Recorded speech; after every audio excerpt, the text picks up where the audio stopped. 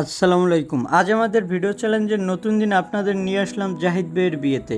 আর বাঙালি বিয়ে মানেই তো গেট ধরা আর টাকা পয়সা নিয়ে দুই পক্ষের তুমুল যুদ্ধ।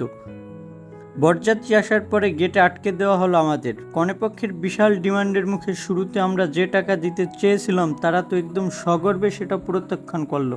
ভাবলাম আচ্ছা ঠিক আছে, দ্বিতীয়বারের টাকার পরিমাণ আরেকটু বাড়িয়ে অফার করলাম, কিন্তু কপাল খারাপ ভাই, কনেপক্ষের মন তাতেও গলল না।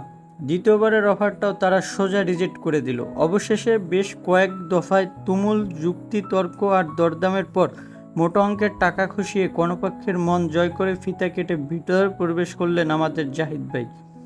ভিতরে ঢুকেই কিন্তু কাজ শেষ হয়ে যায়নি। আমাদের পক্ষ থেকে যে গহনাগুলো দেওয়া হয়েছিল তা কনেপক্ষের মুরব্বীদের কাছে খুব যত্ন সহকারে বুঝিয়ে দিচ্ছিলেন আমাদের কামাল ভাইয়া।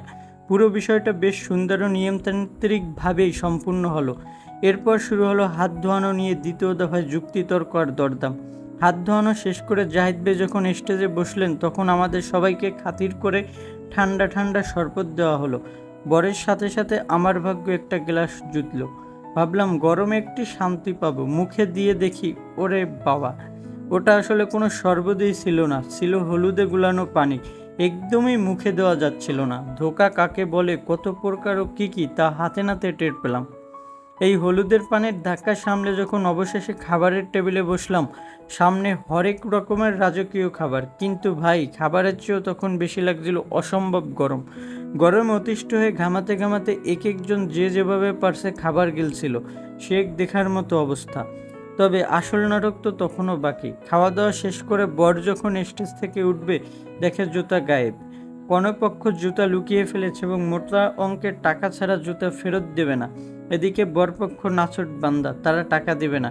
এই গ্যাডা কলে পরে পরিস্থিতি সামাল দিতে আমি নিজেই এক চরম কাণ্ড করে বসলাম।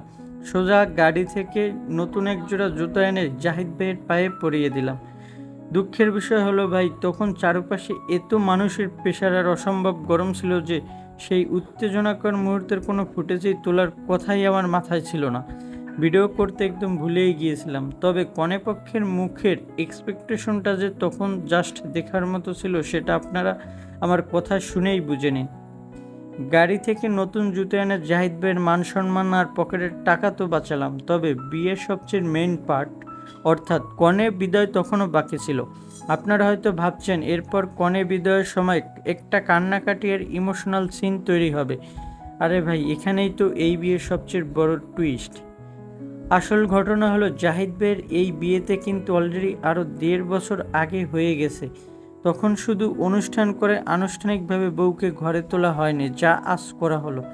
যেহেতু ১.৫ বছর ধরে কনে আর বরের বাড়ির সবাই সবার পূর্ব পরিচিত মুখ, তাই কনে বিদায়ের সময় চিরাচরিত সেই ভারী পরিবেশ বা কান্নাকাটির কোনো বালাই ছিল না। কোনো রকম ইমোশনাল ড্রামা ছাড়াই খুব ইজিলি আর হাসি মুখে কনে আমাদের বরের সাথে গাড়িতে উঠে রওনা দিল।